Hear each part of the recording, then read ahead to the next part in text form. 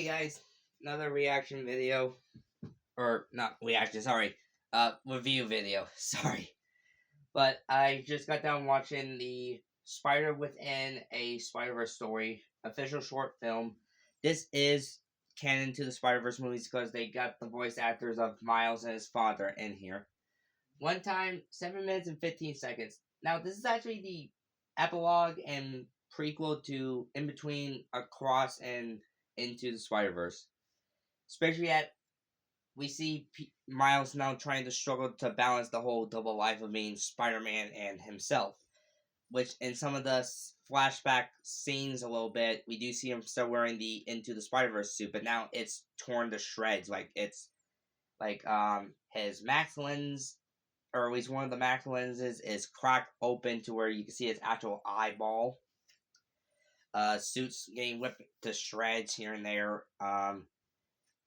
This feels like somewhat like a horror film in a way because Miles is basically having like a panic attack sequence without realizing it because as soon as he gets home to try to relax in his room, his spider sense alerts him of danger, but there's nothing there.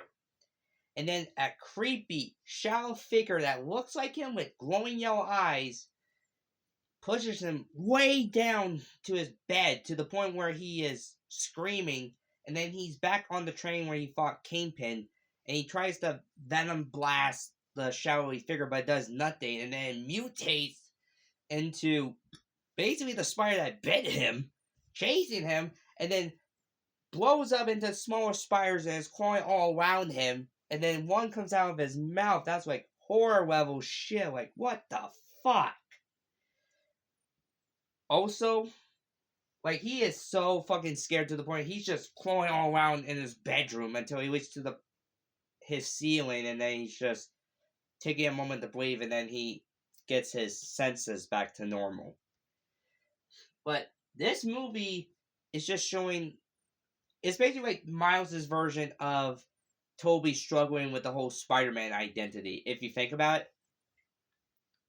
Because Miles feels like he's laying his folks down and he's trying to live up how to be Spider-Man as well. Like, you can see the struggle, the worry, the look on his face, and still, this is good. However, the weird thing is, this came out 2024, like the year after Across came out.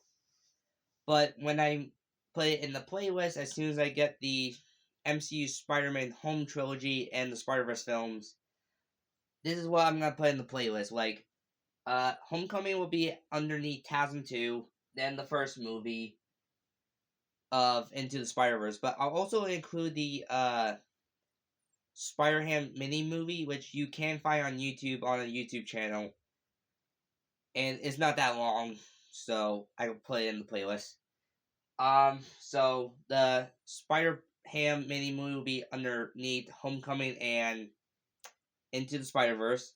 Then Spider-Man Far From Home will be underneath Into the Spider-Verse, and then No Way Home will be underneath Far From Home, and then Across will be right under it, right when this will be in between of No Way Home and Across. Because again, this is basically a epilogue slash prequel to Across the Spider-Verse. Now, how do I rate this short film? I'll give it a 8.5 out of 10 because it does explain why Miles has his new suit and a cross. So basically, people can now say, oh, he had to make a new one because his old one got turned to shreds. But 8.5, and it really feels like horror fucking vibes a little bit in here. But still, it's a good watch. I recommend it. So, that's what I think of the Spider-Verse short film. Let me know what you guys think of it.